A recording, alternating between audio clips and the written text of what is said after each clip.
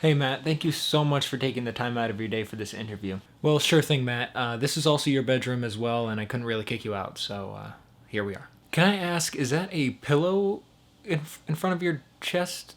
Are you too lazy to switch shirts to act as a different character?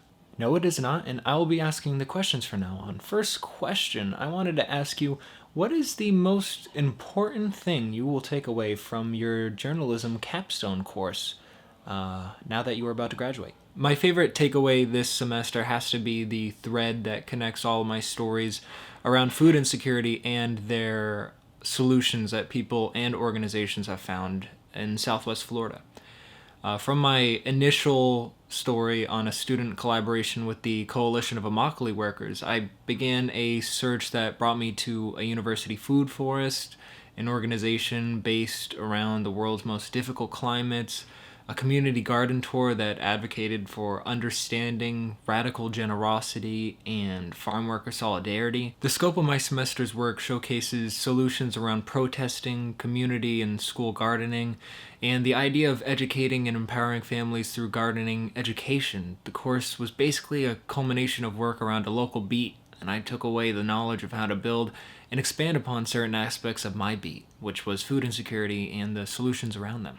My second question is what is a challenge that you have faced this semester? One challenge I faced was learning how to write again. Seriously.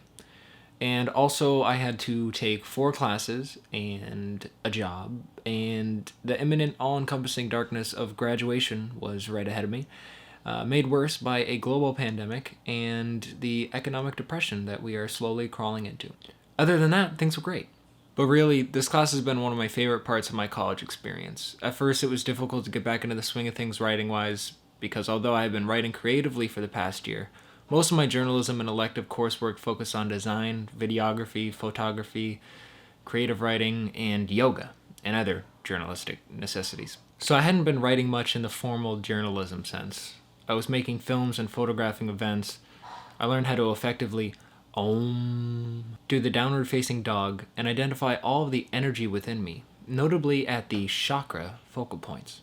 So while my challenges with the more structured writing lasted for the few very critical feedback loops I would meet with each pitch and story submission, I soon learned how to write again, finding somewhere within me, probably in those chakra points, much needed knowledge from my past journalism courses from the incredible faculty at FGCU. And there was that problem with finding topics, reaching out to people and getting no response, and the pitches that sounded good in my head but came out as ugly muck when I tried to put them into words.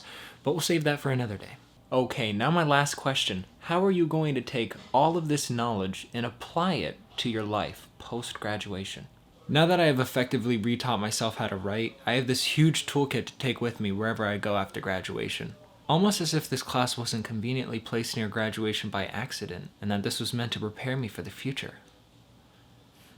Like I outlined earlier, what I will bring into the real world, which I have been warned about my entire life, is a clear understanding of how to find, research, and execute stories, which if you ask me, is a pretty big part of journalism. I'm so thankful for everything, and I wouldn't change it for the world. Because of Capstone, it isn't daunting anymore to write up a pitch or start reaching out to people well in advance, which I did do before COVID-19, where I interviewed 5 people for a story, photographed the school garden, all about a month before Story 5 was due, and that saved my skin for sure. Saved my skin for sure. God, that is a tongue twister. Wherever I end up, I know I'm in good hands. I have Cribs with me behind the camera, and Milner with me over my shoulder as I write.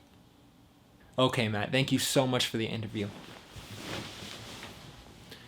Yeah, no problem, Matt. This has really been a joy for me as well.